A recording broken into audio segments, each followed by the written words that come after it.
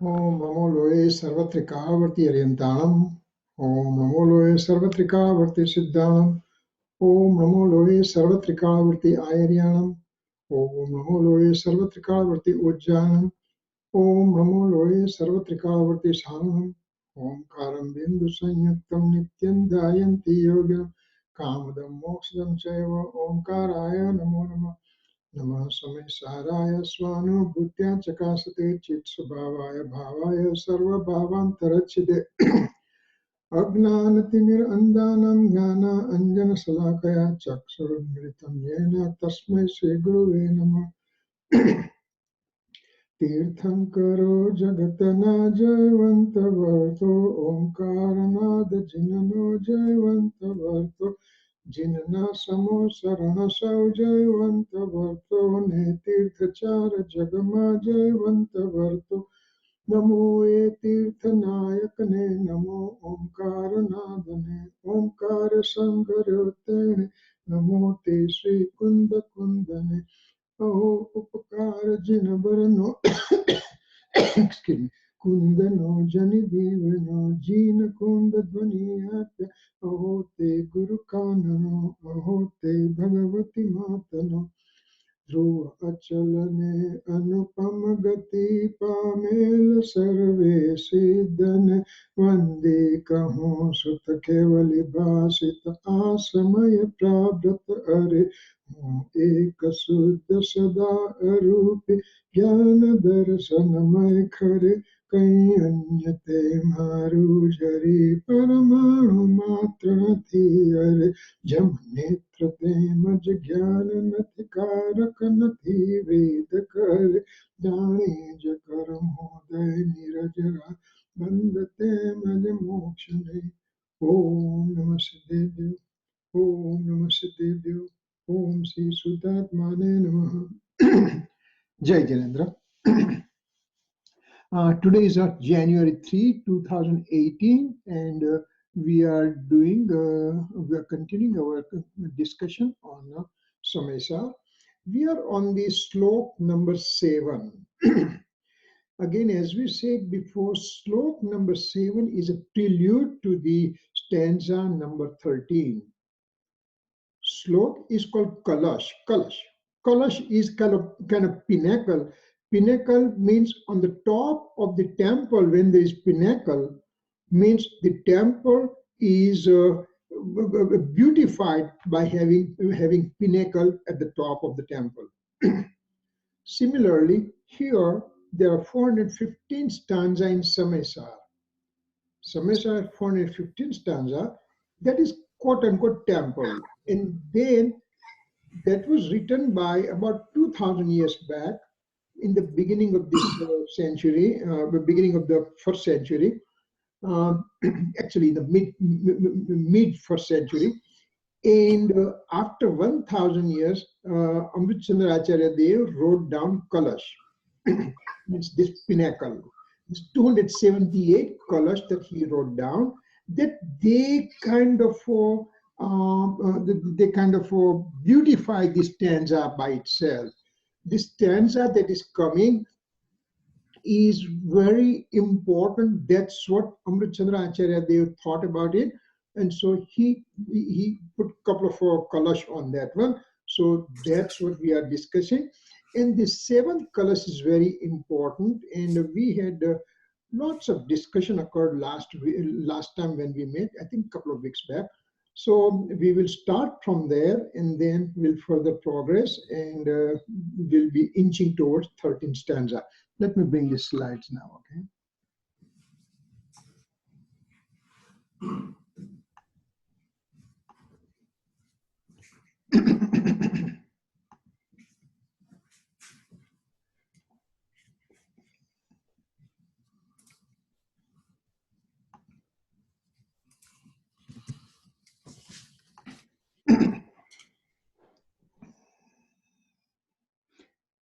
Okay, here it is.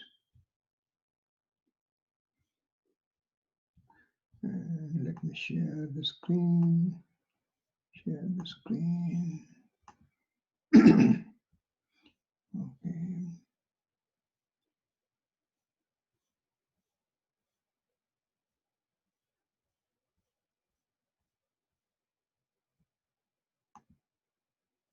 we were on this slide and we had a lots of discussion occurred. So let me current slide.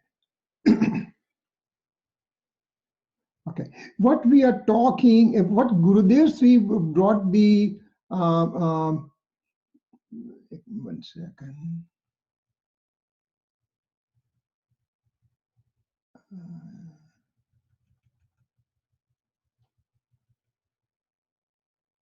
No, I'm going too far back.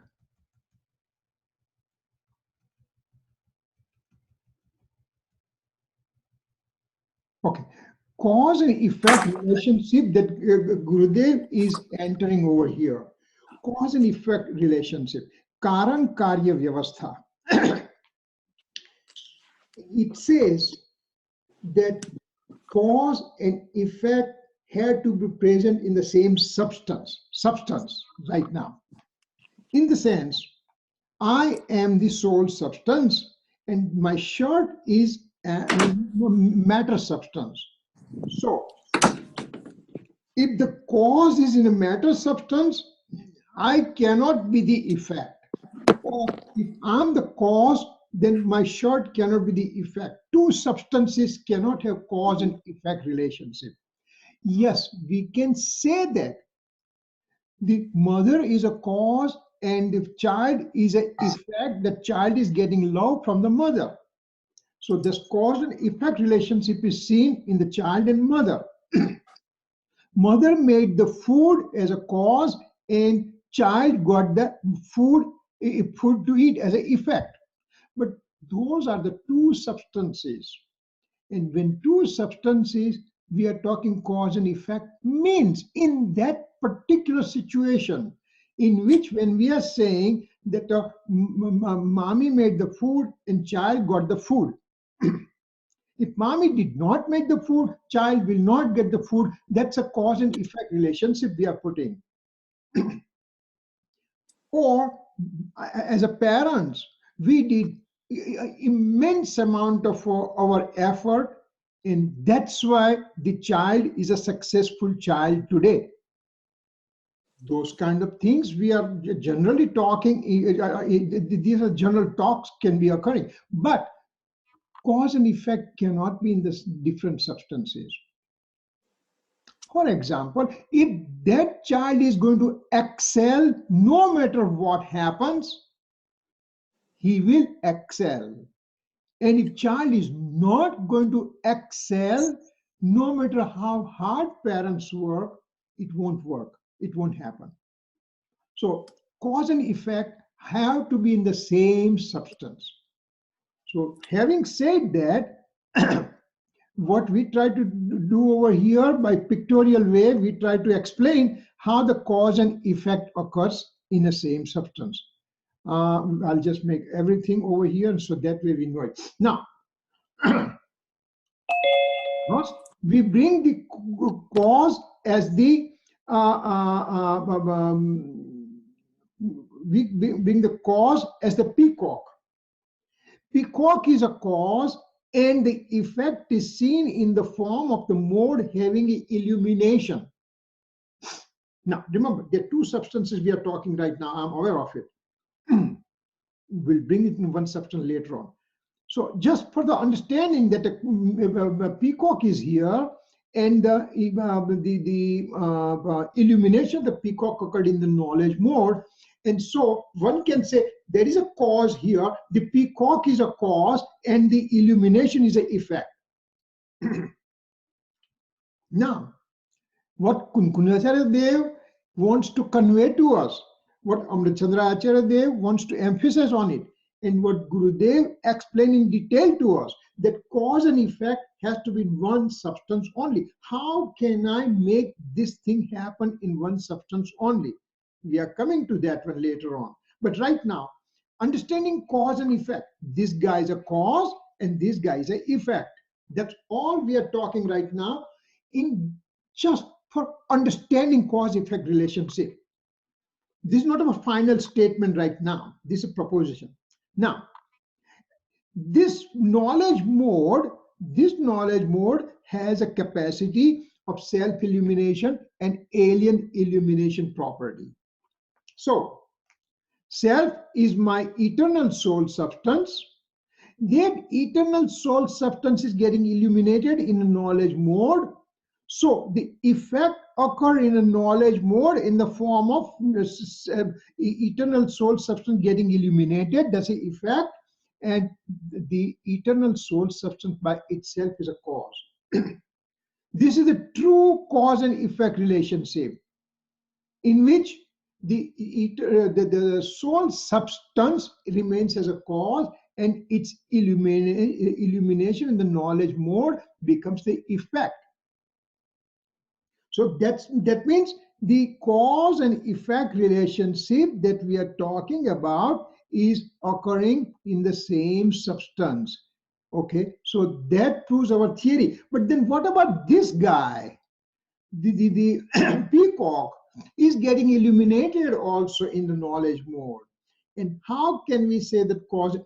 That is a conventional cause and effect relationship. And this one, the eternal soul substance illuminating into the knowledge mode, is called absolute cause and effect relationship. Means only one substance is involved here, and in a peacock and its illumination, two substances are involved. So this is called conventional cause and effect relationship, and this is called absolute cause and effect relationship. Now, one can say, how can one go out and say that this peacock getting illuminated is not cause and effect relationship? In fact, reality, why it's not there? Well, the principle, what we are trying to do is explaining the principle that cause and effect occurs in the same substance. And here we are giving illustration. Illustration is partly only. Illustration cannot give complete picture. It just explains to us from conventional point of view that cause could be peacock and illumination knowledge mode is an effect. Peacock is a cause, illumination is an effect, just for our understanding, for a mundane soul to understand. Now what is in the peacock getting illuminated in the knowledge mode? What's the absolute cause and effect relationship? Well, number one here, the knowledge mode, here we are talking knowledge mode alone. Knowledge mode has a particular type of origination at this moment. All the modes into the soul, they are predetermined, predestined, and they are occurring exactly the time they are supposed to come. So here, in this knowledge mode, at the particular time was supposed to have illumination of a peacock occurring in the knowledge mode. Predestined, predetermined, since time infinite, it's decided that way. When that particular knowledge mode is occurring in the form of having illumination of the peacock, at the same time, the real peacock also has his own predetermined mode to be present at that particular moment. So both the things, illumination was supposed to occur at this time, and peacock was supposed to be at this time. Both, they occur independently. Now, illumination occurred in the knowledge mode. Illumination occurred in the knowledge mode. That's one thing. And knowledge mode end up knowing that illumination. Once again, illumination of a peacock, illumination to occur in the knowledge mode was predetermined, prefixed, and it occurred at this particular moment. And once that illumination occurred, the knowledge mode end up knowing that illumination. So illumination becomes a cause and knowing occurs effect. So no, cause and effect occur in the same substance that way. Simply, this guy remained as an instrumental cause. Its presence was important, but it did not take part in this reaction of illumination and knowing. So now we know cause and effect occurs in the same substance. Now, we end up coming to this point from what Gurudev Ji described as Karan Paramatma word. He brought the word Karan Paramatma. So there are two words are there, Karan Paramatma and Karya Paramatma. Cause soul and effect soul. So here, this eternal soul substance is a cause and illumination is an effect. Cause effect relationship. So this is the Karya Paramatma, effect soul, and this is the cause soul, means Karan Paramatma. Now, Karan Paramatma means eternal soul substance acting as a cause, and my illumination in my mode occurring as a result of effect. And that's a cause-effect relationship. Now, one more thing, this eternal soul substance is there since ever. Forever it is there in the past. Forever it will be present in future. How come I end up knowing that one now only? How come I end up experiencing it now only? Because until now, my faith mode was directed to the alien objects of the universe. So in spite of having both the things getting illuminated, peacock and the eternal soul substance, but my faith mode is directed to the alien object. That's why I perceive only alien object in my mode. I'm not perceiving this eternal soul substance getting illuminated in my mode. So now what happened? The moment the mode decided to bring the faith towards the eternal soul substance, then the illumination of the eternal soul substance become very important, and that's why it became an effect, and this is the cause. So this is called Karan Paramatma. This another word that is used is called Karan Suddha Paryay. This word will come. Karan Suddha Paryay. The pure soul, pure eternal soul substance is called cause. But the word Paryay is used. Now, remember, up until today, up until now, up until present, we are talking mode means in the occurring in the mode which is transient, lasts for one samay and it goes away. Now we are denoting this eternal soul substance as a Karan Suddha Paryay also. Now, what does that mean? Eternal soul substance present forever. Every samay eternal soul substance presence is there. But me as a mundane soul, foolish soul, in the wrong faith state soul, I kept looking at the alien objects of the universe. So this present is passing away and nobody puts attention to that. Now at this particular point, up until today, when this soul substance was present, and I did not put the attention, so it does not become cause. Because the effect is not perceived, so it's not called cause. The moment the faith is brought to the eternal soul substance, then the effect is perceived. And when the effect is perceived, then this guy is labeled, the eternal soul substance is labeled as cause. Up until now, it was not called cause because nobody paid attention to it. And now that we paid attention, now it became a cause. So it's called Karan Suddha Paryay. Again, it does not answer the word Paryay for us. Why Paryay?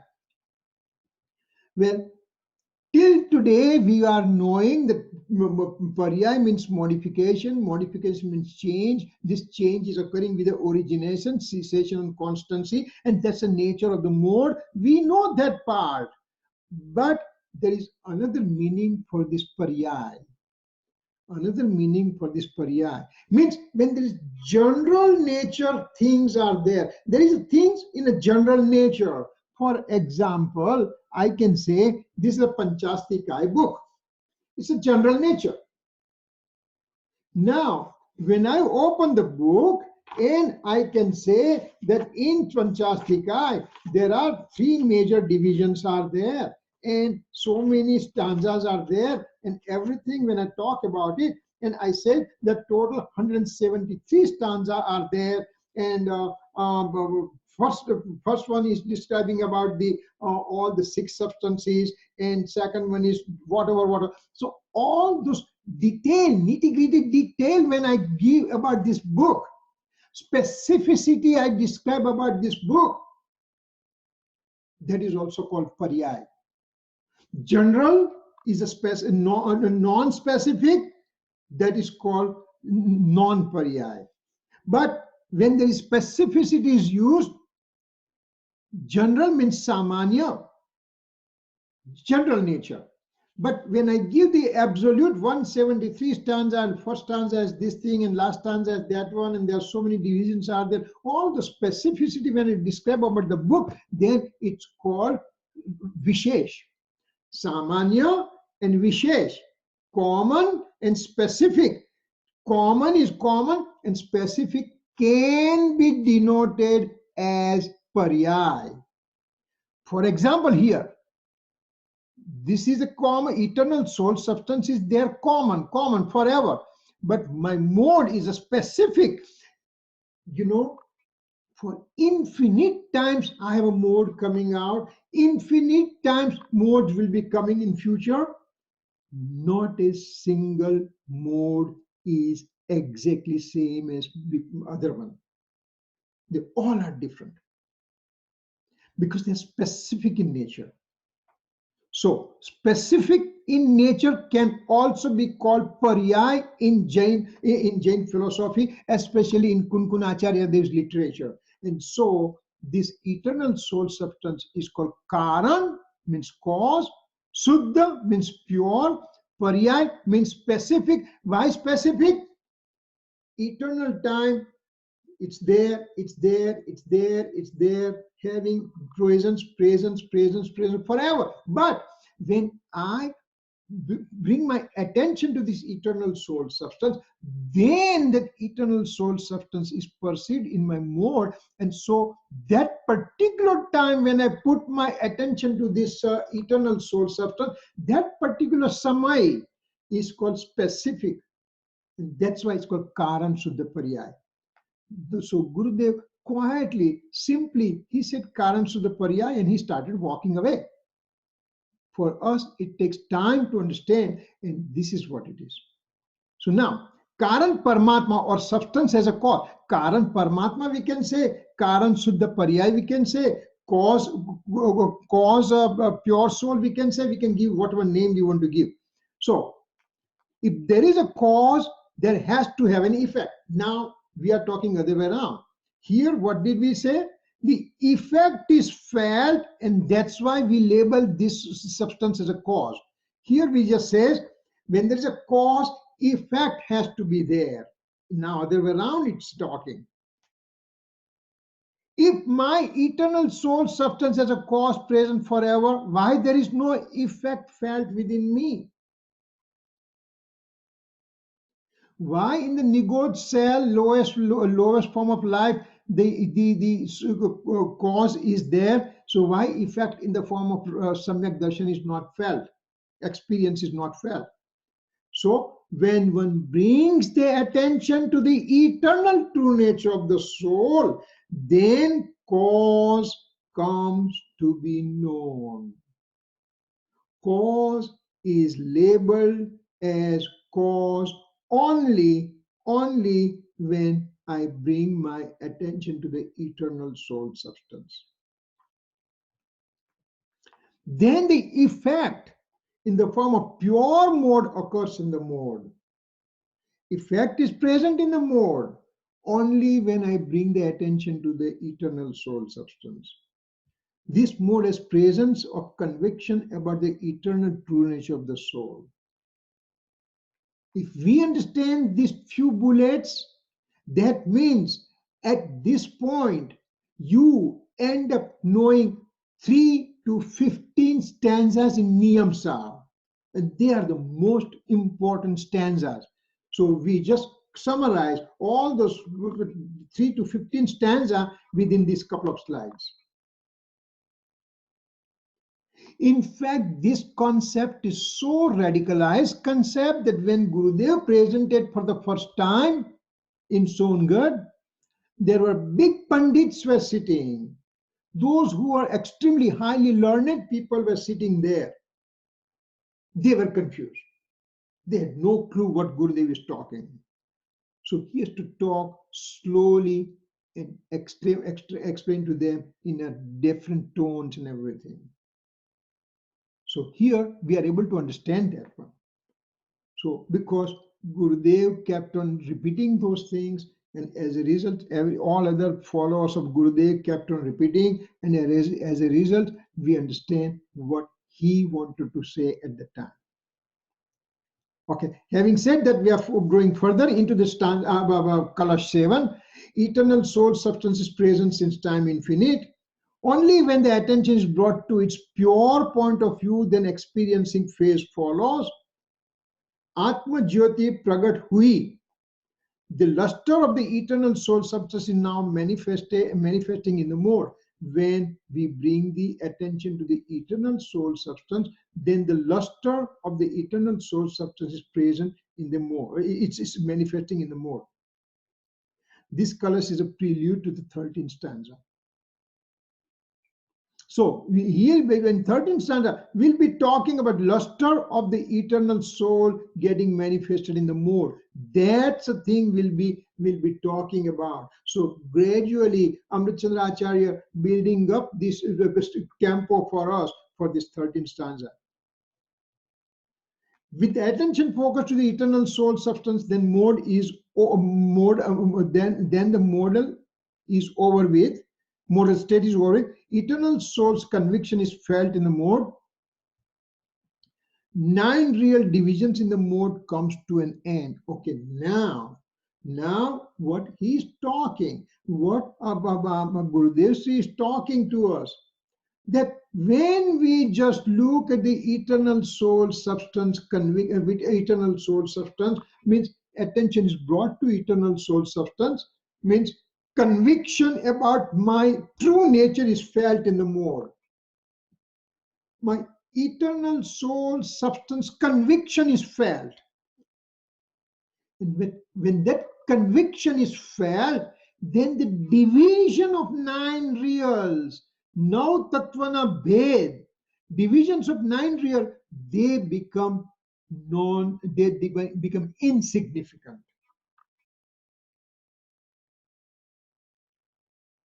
To understand those 9 reals, it takes a great effort on one's part to understand that part. Now, once we understand, and ultimately, Gurudev says that when you are bringing attention to the eternal soul substance, then 9 real divisions in the mode becomes insignificant. Well, this is a very loaded statement. That you mean, first you are saying that you study 9 reals. I went through it. I went through what is soul, yes, what is matter, okay, what is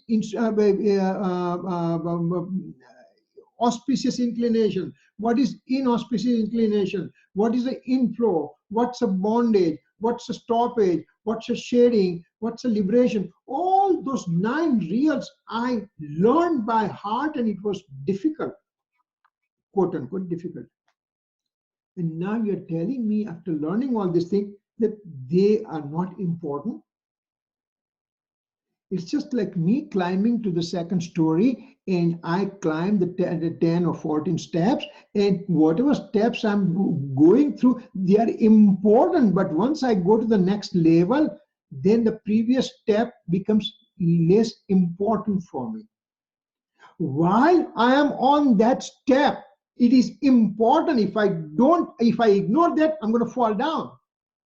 But once I go progressively more ahead, when I progress further, then those previous steps become insignificant. So when I am experiencing my soul substance, when I'm getting samyak darshan, then this division of the 9 reals in the mode comes to an end. If we look at this word divisions, if we remember stanza number 7 of Samaysar, it said that, and we have gone through a lot in detail about it, that the knowledge attribute, conduct attribute, faith attribute, etc., all the attributes, if I know in the divisional form, then I will not get samyak darshan. I will not get right faith. Only when I know all of them in the indivisible pattern, then and then samyak darshan arises. So this bullet is telling us that, okay, we have gone through as a 7 stanza, and so we know what divisions mean. Division does not let one to experience the soul substance. It's an indivisibility, then and then I can experience soul substance. But there are limitations of the language. Language cannot give us indivisibility nature. Only language gives everything in the divisional form. Everything is given in the divisional form, and the Acharya Bhagwan expects us to know in the indivisible pattern. He delivers the words and discourses in the divisional pattern. I listen to them in the divisional pattern, but when I assimilate them, I have to assimilate in the indivisible pattern, then and then samyak darshan occurs. If I assimilate them in the divisional form, then I cannot get right faith. Scriptural knowledge, Sutagnan, has 2 parts. Conventional point of view, absolute point of view, we know that part very well. The absolute point of view directs attention to the eternal soul substance. And this absolute point of view, which directs attention to the eternal soul substance, is known as a pure point of view or absolute point of view. Absolute point of view, or it's called pure point of view. There are 2 different names, as Swadhay or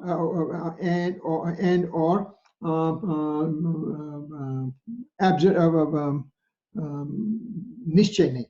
Nishchay nahi or Shuddha nahi, they both have the same meaning, means bringing attention to the eternal soul substance.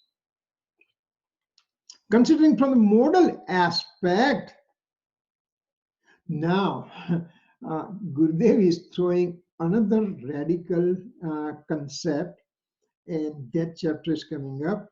That part is coming up. Considering the modal aspect, the eternal soul substance is not perceivable. Remember, I am the soul, you are the soul. These are the soul substances.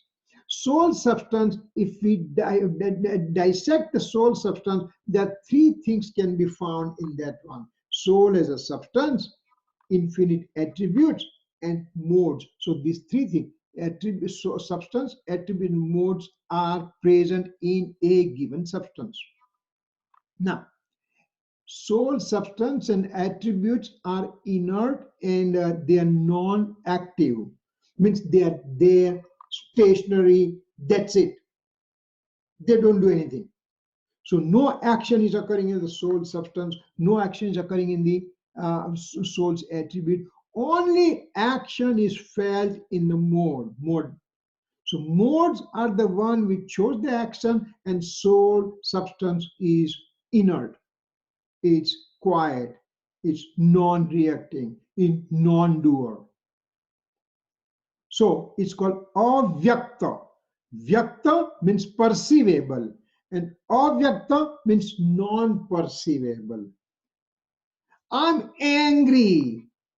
My anger is perceived. I have possessions. I want this, and that. That is perceivable.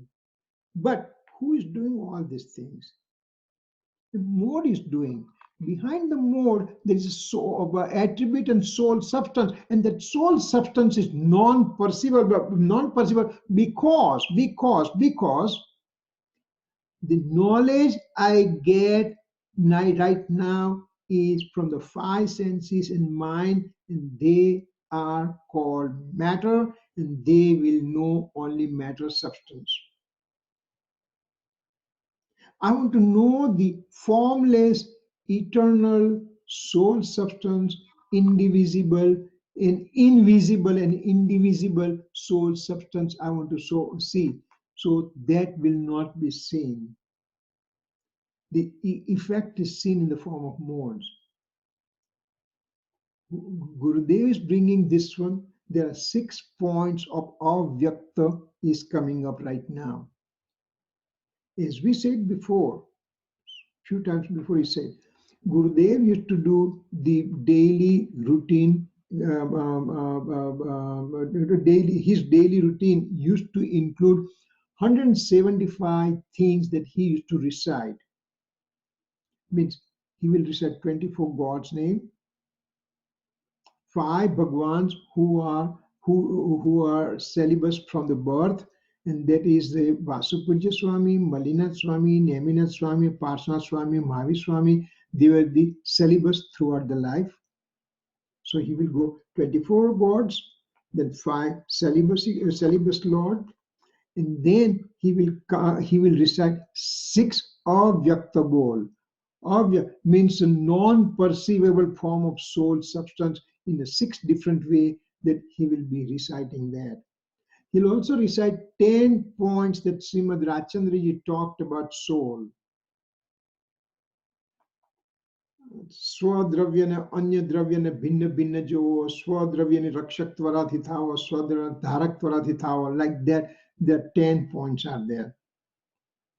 Then he will recite 16 stanza of the Samaysar in the Prakrit language. Thereafter, he'll talk 20 points of Alingrahana Visbol. Then he will say 47 powers of the soul and 47 partial point of view of a soul also. So they are in together total 175 different things he will recite every day in the morning. So this guy, this avyakta, is one of those 175 things they used to recite. So it becomes twice important for us to know these things. And it is little bit of microscopic, but I know you guys are ready. You are doing this study for almost more than 3 years right now. We started sometimes in 14, I think. So this is right now 18. So more than 3 years we are studying this one. So now we are ready to grab what Gurudev wants to want us to understand. Stanza 49. When we come to stanza 49, that stanza 49 of Samaysar is so important that Gurudev, Kunkunacharya Dev has inserted that stanza in all the 5 scriptures that he has written. Samaysar Pravachansa, Niyamsa, Astapahud, Panchastikaya, all these scriptures, they have these six sentences about the eternal soul substance that he has answered. He has inserted those things. Now we are going to go through the one at a time. Okay, there is also Gujarati and English both. Six substances of the universe are perceivable. Soul is different from them, thereby it's imperceivable. So soul substance is imperceptible. છ દ્રવ્ય સ્વરૂપ લોક જે જ્ઞેય છે અને વ્યક્ત છે તેનાથી જીવ અન્ય છે માટે અવ્યક્ત છે. Means all the six substances of the universe are perceivable by the soul. But who is perceiving? Soul is perceiving. That soul is imperceptible for me. In the sense, generally speaking, I know of it. For example, I know everybody, but I don't know the knower who knows everything. જાણનારને જાણ નહીં કહીએ કેવું જ્ઞાન. Kripaludev said it somewhere. You know everything, but the all-knower soul substance knows all these things, and you don't know him. So, what kind of knowledge we can say to that? It's called wrong knowledge. So over here, six substances of the universe are perceptible, but soul is different and thereby is imperceptible, because soul cannot be perceived with the five senses and mind. That is, we have it.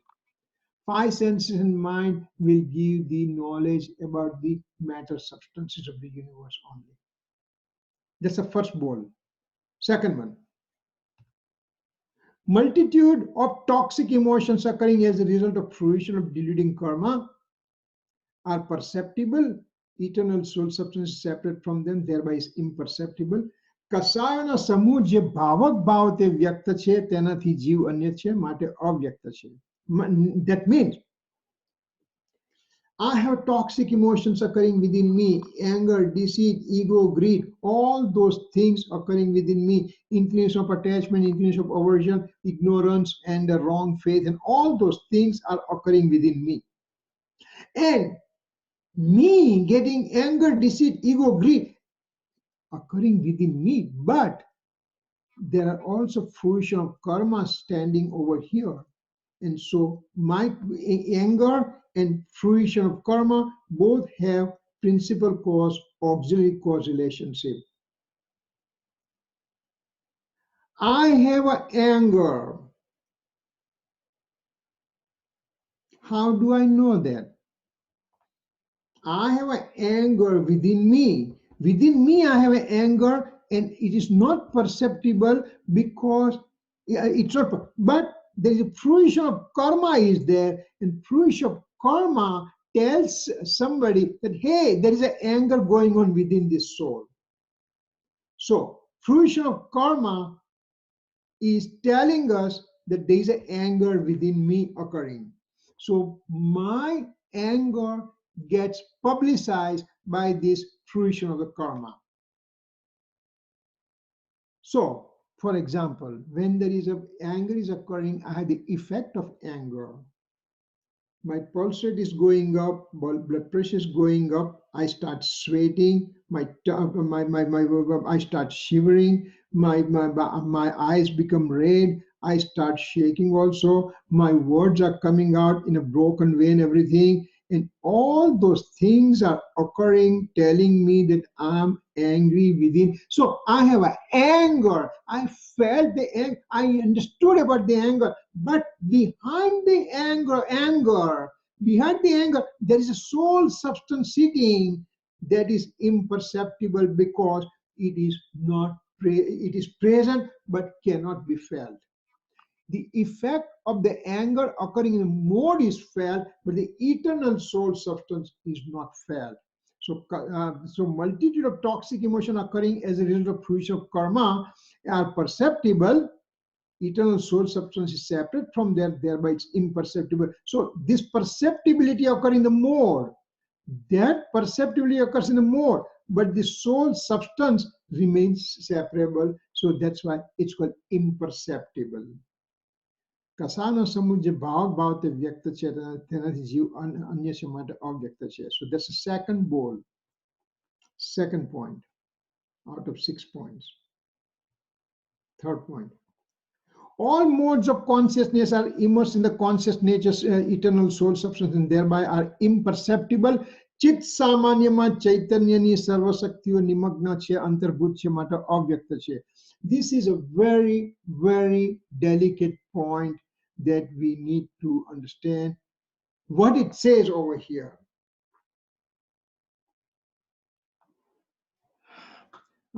I need to bring that slide, I think. Let me just check it out. Where is that slide? Okay, 1 second. Give me 1 second. Not here, but in 13 stanza it's there. So I may have to bring another thing. PowerPoint, stanza 13.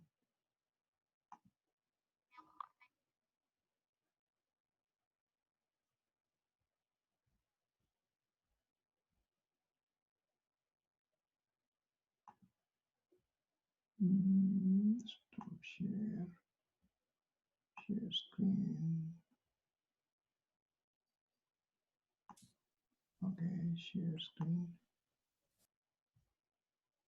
Okay, here it is. Kirit uncle? Yes.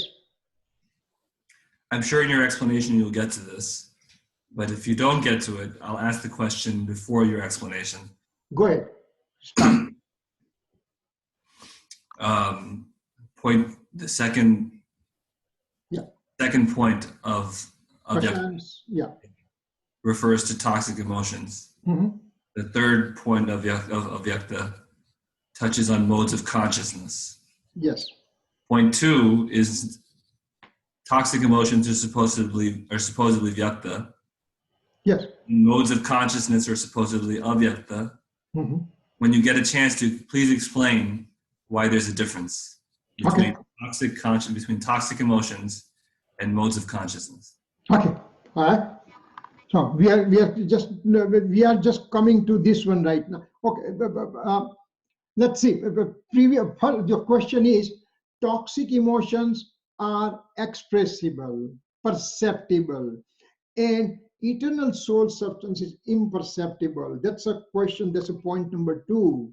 Point number 2, first point was 6 substances. Second point is toxic emotions. Toxic emotions, remember, they are occurring in the modes. And modes are perceptible because they are active. There is origination of the mode is there. Cessation of the mode is there. So origination is felt. Cessation is felt. So mode as a complete mode can be felt because there is origination. So there was nothing right now, and suddenly something came and went away. So that becomes perceptible. Now that has a toxic emotions attached in that mode. Means there is a anger, deceit, ego, greed are present in that mode.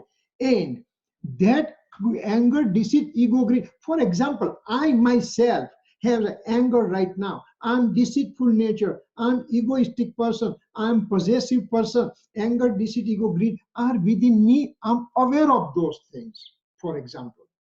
But those modes are coming from this from the attribute, and attributes are coming from the soul substance. So I am not aware of that soul substance. Those 10 guys who crossed the river and came on the other side of the river, and they said, let's make sure that everybody's accounted for. And one guy started counting. There are total 9 only. Other guy counted 9. Third guy counted 9. Everybody counted there are 9 only. And then they started crying because one guy is lost.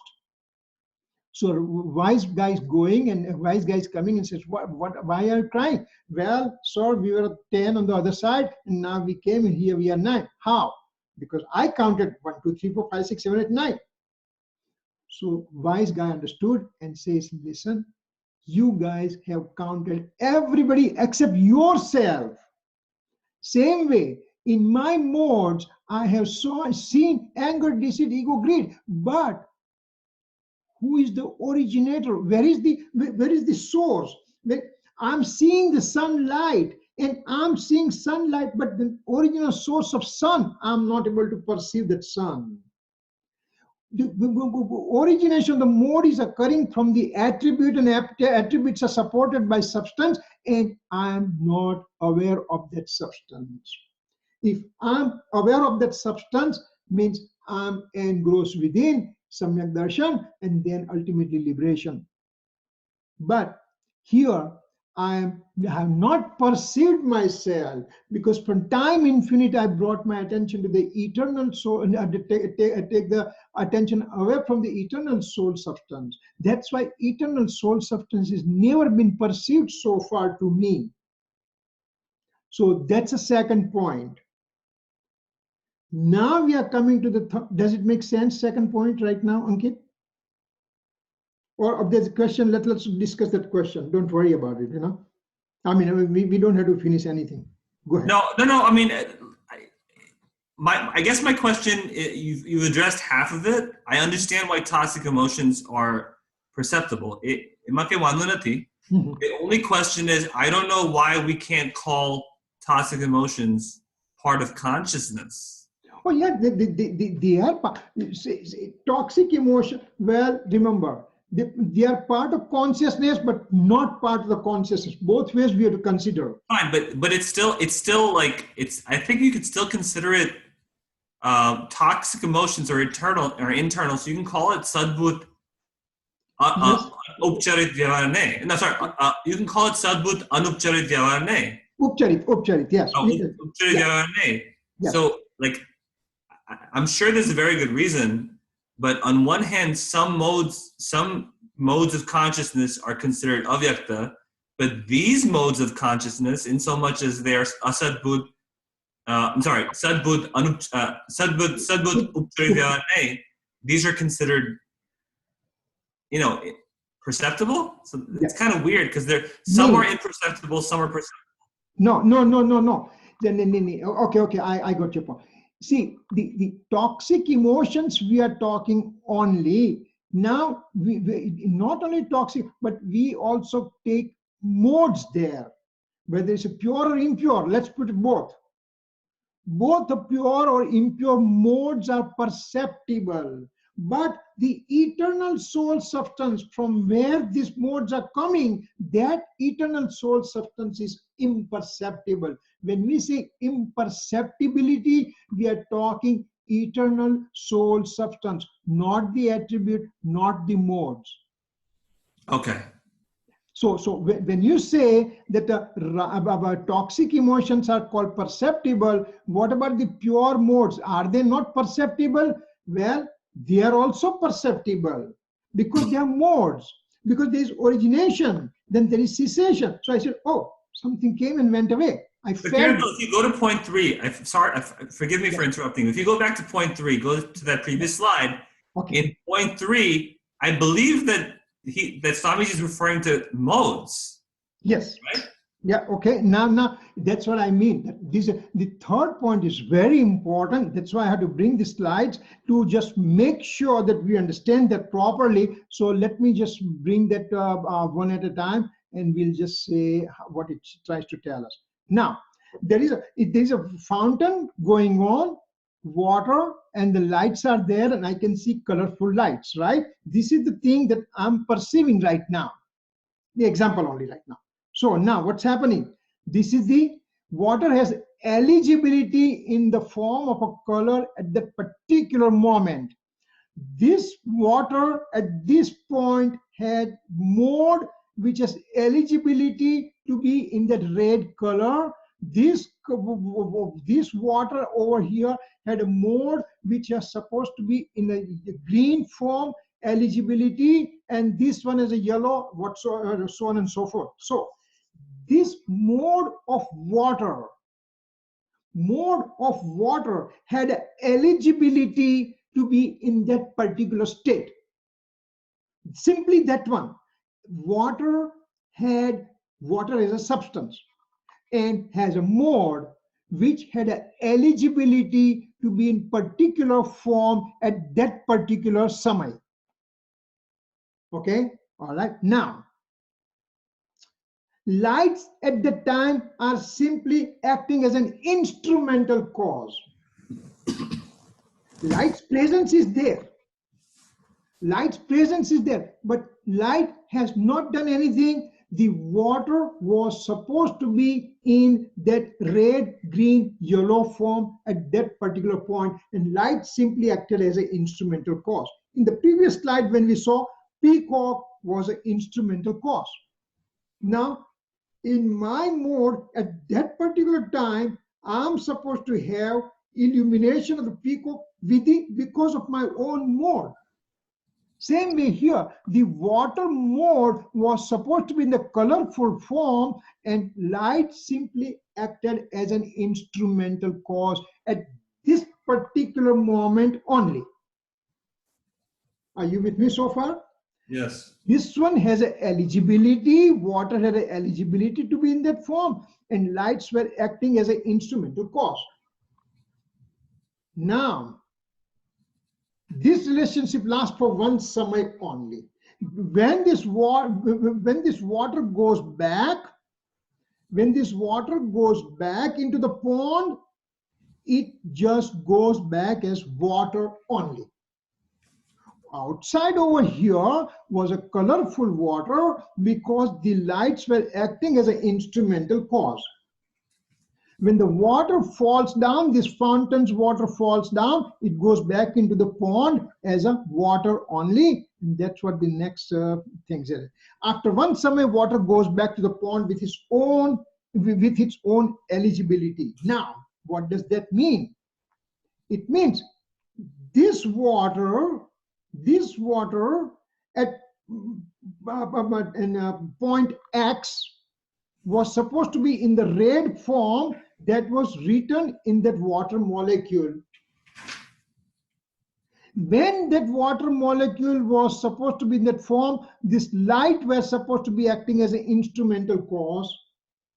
And so light being instrumental cause and water becoming red, that relationship lasts for one samay only. And thereafter, this water falls back into the pond with its own eligibility markup that yes, in the point X, I was in the form of a colorful water, period. Now I'm back to colorless water. So this colorless water has lots of paryai sitting down inside from the past, and future more paryais are also sitting there, but only reaction occurs only when there is presence of instrumental cause acting as instrumental cause. Now remember, act cannot be completed without having any instrumental cause to be present. So the light's presence is important, but light did not do anything to the water molecule. Light simply was present. That simply, when fountain is not going on, lights are still there. There is no color nowhere seen. Just light diffuses into the atmosphere. But when the water molecule is there, this water molecule at this point is having eligibility in the form of colorful state, and light simply acted as an instrumental cause. And that relationship lasted for one samay only. Right? So what it means that this water molecule, this water as a substance in the pond, has lots of eligibility stamp within that water. With all the mode sitting in the water has eligibility stamp sitting there. Eligibility means it is supposed to be at particular time, particular form. And to be in particular form, then that instrumental cause also will be present. Instrumental cause being present, this relationship lasts for one samay, and that's why you are seeing the colorful light. And this is what is important. The colorful lights are seen as because the mode in that particular form was supposed to be that way only, and at that time instrumental cause came. Now we talked about the anger. I have my mode was supposed to be in the anger form right now, and somebody from here acted as an instrumental cause, and he or she threw the banana peel on the road, and I slipped and fell and broke my hip, and I became angry. So I was supposed to fall down. Banana peel simply acted as an instrumental cause. Banana peel's presence was important, but banana peel did not do anything. Everybody else passed by. They were careful to pass by and not to put foot on it, and I was careless. I passed by, I put foot on it, I fell down, I broke my hip. Who is responsible? Is banana peel responsible? Or is my lack of attention is responsible? Same way here, the mode could be in any form. This is an anger form, for example, and this light acting as an instrumental cause, and so this red color appears to be an angry form. But when that one Samay relationship pass by, then that soul will have that mode sitting inside the soul substance in the form of eligibility stamp. Now, eligibility does not mean the action. Only action occurs when there is eligibility and the instrumental cause both merge together, and they make the things happen. So the 13th stanza will come that way. What will it say? That I am supposed to be in the auspicious inclination form, punya bhav.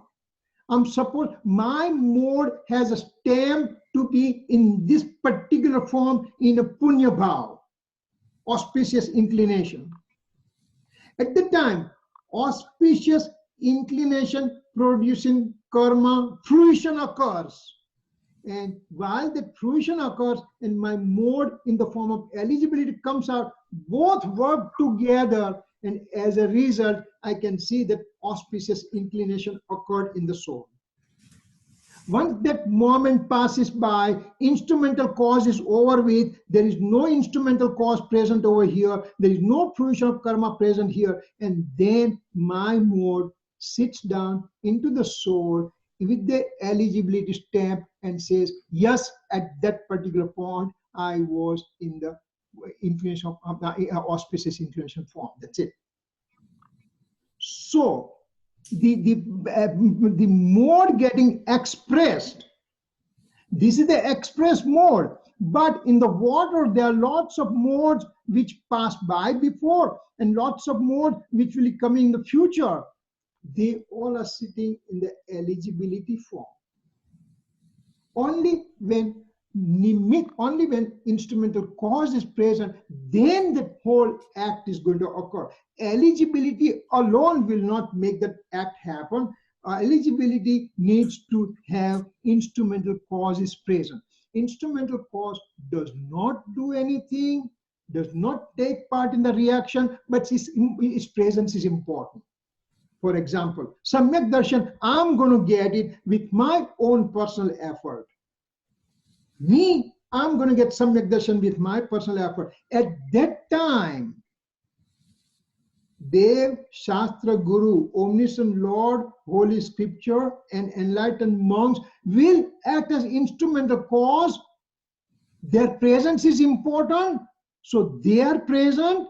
In my mode comes under the form of eligibility, both merge together, and Samyak Darshan Pariyay is generated. And up until now, it was sitting in my soul, in me as a soul, it was sitting there in the form of eligibility. Turn did not come. Remember, as we say, from time infinite in the past and time infinite in the future, all the modes coming, they are unique by itself. They are no two modes are similar. Can you imagine how many modes pass by in our system? In our system means as our existence is infinite in the past, so how many modes must have passed by? How many modes will become? They are unique. They will not be the same because each one has a different instrumental cause present. Let's see. Yes, there was one question asked to Gurudev Sri in this regard. Himmat Bhai Shah, who wrote down all this Panchaparamagam in poetry form, and he was in the inner circle of Gurudev with the knowing people around Gurudev. He asked one time to Gurudev, said, Gurudev Sri, there are two souls are present right now. They both have modes. They both have same karma bondage. They both have same karma fruition occurring. Will they both having the same inclination occurring at the same time or not? Same soul, both the souls are similar. They have the same karma bondage, same karma fruition is occurring. Will they both having same modes occurring or not?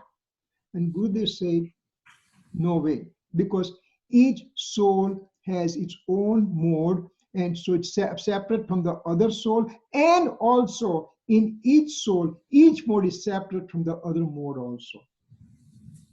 So now we are talking about the previous modes which came and went down in the water, or future modes which are supposed to come in the form of a colorful water. All those previous modes and future modes are sitting in the soul as in the eligibility stamp, and they are non-reactive. Only reaction will occur when they are expressed in that particular form, particular type, particular state, particular time. Till then, they are sitting in the soul as an inert, only with the eligibility stamp. What is this eligibility stamp? Did we create something? Did Gurudev Ji created something out of it? No, actually what it is. If we say that omniscient knowledge knows past, present, future of each and every modes of every substances of the universe, because the eligibility stamp on each mode present in that each and every substance. That's one of the reasons also. Of course, it's a capacity of omniscience knowledge. Knowledge is capacity that it knows, but at the same time, as an object, these modes have that eligibility stamp. So that's where they will be known, So now we are, does this make sense in this slide? If there's a question, we can just entertain that before we go to the third point. Makes sense. Okay. Okay. So now let's go back to our previous slide. Stop share and screen share. Here. Share.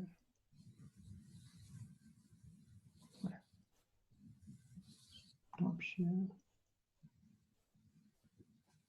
Share screen. It's not coming. Okay, yes. Can you see? You can see the screen, right? Here. Okay. Yes, yes. Slide. Okay, all right. So this third point, what we say, all modes of the consciousness, are immersed in the conscious natured eternal soul substance and thereby are imperceptible. Means past modes are sitting into the substance with their eligibility stamp, and they are non-reacting. They are sitting as inert right now. Future modes sitting there with that eligibility stamp in an inert form into the soul substance. And actually, there's a word used, parinamic bhav. Parinamic bhav means these modes are not expressed at this point and they are imperceptible, just like the eternal soul substance. So Kirit, yes. okay, so parinamic vow are paryas that are not yet expressed and imperceptible, or are currently being expressed? No, non-expressible modes from past and future. It just excluding the present paryay, excluding the present state. Okay, so does that mean that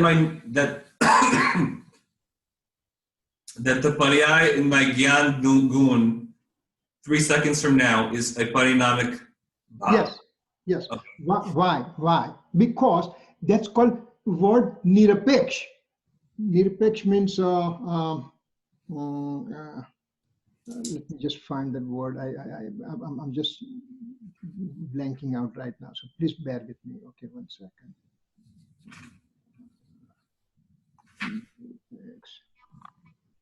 Just 1 second.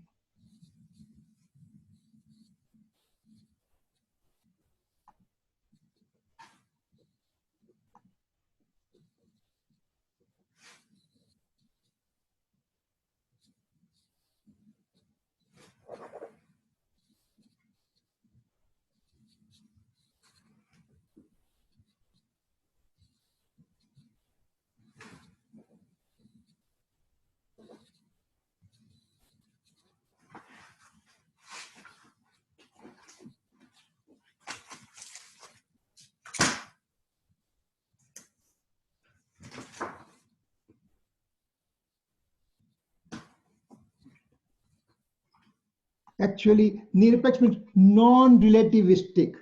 Non-relativistic means now this mode,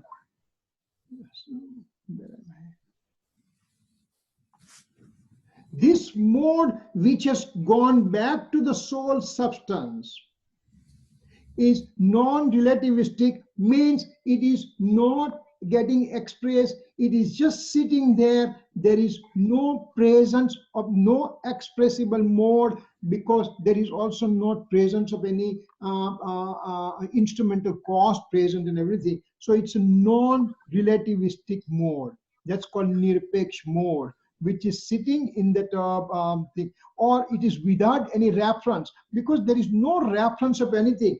Expressible mode, that colorful water that we saw, there was an expressible mode because there is a light present. So that's an expressible thing. But now when it went down into the water, that water continued those modes with that stamp in a non-relativistic form, which is called nirapeksh.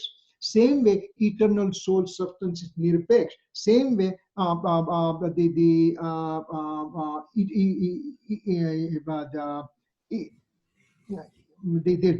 attributes are nirpeksh. Same way, these modes which are already been expressed and they are sitting in the soul, or they are going to be expressed in the future, they all are nirpeksh, non-relativistic, and that's why they are called parinamic bhav.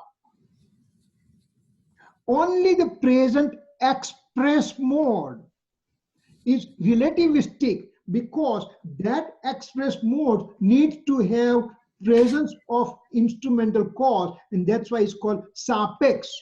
This mode is sapeks, means relativistic. It is getting expressed because there is an instrumental cause over here. So now all the past modes and future modes are sitting in the soul substance as non-relativistic, as inert, and that's why they're not perceptible. Only the thing I perceive is a present mode, but past modes and future modes are into the soul substance. Let's take the example of ocean. The wave I'm seeing right now, that wave came and it disappeared and then went down into the ocean with its own eligibility stamp. It just went in. That's it. So it just became part of the ocean. Just like the ocean is a non-relativistic, ocean is nirpeksh, attributes are nirpeksh, and so that mode of that the mode also becomes nirpeksh, means non-relativistic. So Chit Samanyama means eternal soul substance. Chaitanya ne sarva vyaktiyo nimagna che means all the past and future modes are engrossed into the soul substance, and that's why they are not expressible. Only thing expressible is a present state, and that will be the next next time will come. Where is next thing now? Current slide. Okay. So now, eternal soul substance is not represented in the present transient mode, thereby is imperceptible. Now that I see present mode, I'm seeing present mode right now. So can I see the soul substance here or not? You say that past modes have gone into the soul as a non-relativistic. Future modes are not expressed yet, but present mode which is getting expressed, can I see the eternal soul substance in the present mode or not? Answer is no, because eternal soul substance is eternity, and present mode lasts only for one samay only, extremely transient. So in transiency, it can give the idea about eternity, but transiency cannot give total information about the eternity. Eternity is vast, huge, super huge. And so it cannot be coming in one samay mode only. So kshanik vyakti matra nathi mata avyakta hai means eternal soul substance is not transient in nature. It is not coming in the transient mode. Yes, transient mode can say that there is a presence of a soul substance, but soul substance remains as a soul substance, and only in the modes the soul substance is illumination is coming. Soul substance is not coming. Soul substance remains as inert, sitting there forever, doing nothing. The modes are showing the eternal soul substance is illumination. But the illumination does not mean that this is the whole soul substance is expressed over here. So expression of the soul substance is not there in transient mode. Eternity is not represented in a transiency of one samay mode only. So that's the fourth point. Remember, until now, what are we doing? First point, it says soul is separate from all the six universal substances. Okay, we understood that part. Then then second one, it says soul is also separate from anger, deceit, ego, the deluded form of modes. Okay, I understand that part. Third one, it says now the mode by themselves, pure or impure, they are past and future modes are already gone as a parinamic bhav, as an innate form into the soul substance. That's why they are not expressible. Okay. Fourth one over here says the transient mode, but the transient mode does not tell you exactly about eternity. Plus, the eternal soul substance does not come in the transient mode, only its illumination comes. So ultimately, Acharya Bhagavan is taking us, he's pulling us deeper and deeper and deeper and deeper to understand who am I? What is my real nature? That's what he's trying to explain to us. That I'm separate from six substances. I'm separate from anger, deceit, ego, greed, modes. I'm separate from modes also, pure or impure mode. In the sense, the past, future modes are in the form of innate state, and the present mode is only transient. So transiency cannot express complete eternity of the soul substance. So here, eternity over here, soul substance is kept in the center over here. Keeping that one in mind, now we are coming to two more points. વ્યક્ત અને અવ્યક્તપણું ભેળા મિશ્રિતપણે પ્રતિભાસવા છતાં તે વ્યક્તપણાને સ્પર્શતો નથી, માટે અવ્યક્ત છે. Means expressive and inexpressible state both are illuminating in the mode, still the eternal soul substance does not touch the mode and thereby is inexpressible. What does this mean? This means that we have to remember that slide. We had it for the for peacock.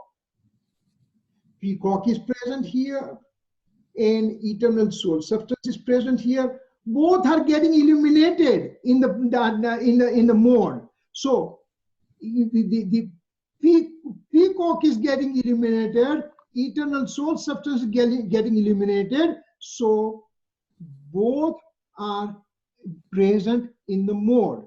Means expressive and inexpressible state. Expressive means the peacock. Inexpressible is the eternal source of. Both are illuminating in the mode. Still the eternal soul substance does not touch the mode, and thereby the only illumination is here. The eternal soul substance is sitting, so eternal soul substance does not enter into the mode. Only its illumination is entering into the mode. Soul substance remains inexpressible, remains hidden, remains sitting there as unexpressed thing. Only what we see in the mode is illumination. So Vyakta and Avyakta from Beda. Vyakta means a peacock, Avyakta means the eternal soul substance. Both are illuminating, but the Vyaktapana means a Paryay, the Paryay is personal. Eternal soul substance is not touching the mode, means illumination of the eternal soul substance in the mode is separate from eternal soul substance. Illumination of the peacock in the mode is separate from actual peacock. So that's what it says. So this is the knowledge, that the knowledge, pratibhasva means the knowing. And now last thing it says experiencing. પોતે પોતાથી બાહ્ય અભ્યંતર સ્પષ્ટ અનુભવ હોય છતાં પણ વ્યક્તપણા પ્રતિ ઉદાસીન પ્રત્યે પ્રદ્યોતમાન છે માટે અવ્યક્ત છે. Experience of the eternal soul as well as alien objects occur in the mode. Still the eternal soul, eternal self shows indifference, the experiencing mode, and thereby. Now, in the fifth one we said mode is getting expressed. One second, I have to put the electricity. In the fifth point, it says mode is getting known. Mode knows. And over here, this is the experience. The word is this illumination and this experience. There are only two separate words are there. Otherwise, everything is same. In the sense, when action occurs in the mode, then there is an effect felt in the mode. Result is felt in the mode. If I'm doing rag and dvesh, if I have the inclination of attachment and aversion in the mode, in an active form, then the result of that inclination of attachment and aversion is in the form of perplexity.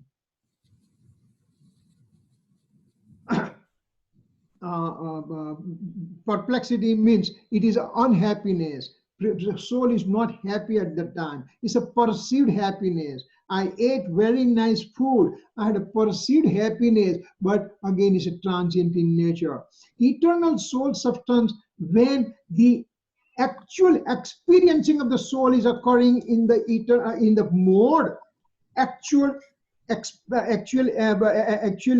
illumination of the when my faith is directed to the eternal soul substance, and now I experience my eternal soul substance, and as a result the effect is in the form of eternal bliss that I will feel. Bliss is a result of the experiencing of our soul, and perplexity is a result of experiencing rag and dvesh. So now, suppose that if somebody says that, I did experience my soul, so I have samyak darshan. What is this stamp? Gurudev used the word stamp. What is this stamp? Morcha. That's the word he is using. What's a morcha? Means what's a stamp of Samyak Darshan? Stamp of the Samyak Darshan is a bliss, supersensuous bliss. Anand. That's the effect. If that is there, that means this person has Samyak Darshan. If somebody has perplexity, means he has experienced Rag and Dvesh. So the perplexity is a sign of a presence of Rag and Dvesh, and supersensuous bliss is a effect telling us that there is a presence of Samyak Darshan. So this type of 6 important things that Gurudev used to do every day. You can imagine, once you understand this part, and you recite this, we recite day in, day out. And if we can understand the meaning with that, then how much strength we all are going to get it about our eternal soul substance. And ultimately, that will lead us to the experiencing of the soul. It just says soul substance is separate from all those things. And so we have to keep that one in mind. And that is Samaysar. Samaysar says you have to be separate from everybody else. Not only from the outside objects. Yeah, that's I'm separate from outside object. If somebody calls me that, okay, I had an accident, the very first question we said, are you okay? Means we did not worry about car. Are you okay? Means that car is disposable. Even though no matter how costly it is, nothing is important than your own self. So the objects, we are separate from there. So physical body, I'm separate from there. My Rag and Dvesh, I'm separate from there. Now my one Samay mode, I'm separate from there. Then my division of the attribute, I'm separate from there. Then who am I? I'm inseparable, eternal soul substance, away from all those things. And that is called Ved Vignan. That's called Ved Gnan. That's called discriminative science. And that will lead us to Samyak Darshan, or that is Samyak Darshan. So these are the different things are coming. So that's what we talked about. These are different. They are not easy concept to digest, and I'm pretty sure there are lots of questions are occurring in your mind. And no problem. We will, if we have to repeat, we will repeat this one. We will go through it again. But again, this is not the topic, right? Gurudev Sri just threw this one and he walked out. He just avyaktana the Trikali Suddha Atma Dravya avyakta shed. That's all he said. It's our responsibility to understand what he means by that particular sentence. And now we understand his heart, that how in his heart, what is hiding in his heart, why he's telling these kind of things to us. So that makes sense to us. Any questions so far? It's a, we are these are 7 Kalash and we are going slowly, but again there's lots of important topics are coming out. Here we go. Is this the last Kalash before 14? Yes, and yeah, and there are only a few more slides are remaining because there is yeah, few more slides are there. That's it. Any other questions? At least if you just felt the essence of it, that's important. As actually, when we come to 49 stanza, we will be discussing this one again. And so don't worry. Only the thing, it just says eternal soul substance is separate from everybody else in essence, you know. Okay. Anything else? Any other questions?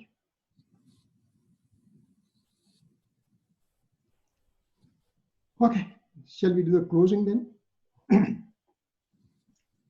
Javani ke gyan se suje lokalok, sovani mastaka namo sada deta hu do. 9th namakam.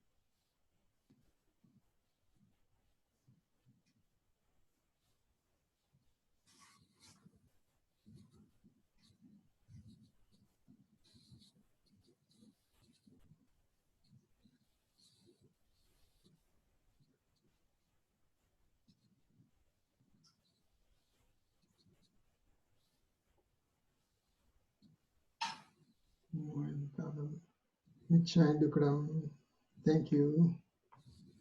Chamidokram. Thanks. Chamidokram. Thank you. We'll meet next week, okay? Next week sounds good.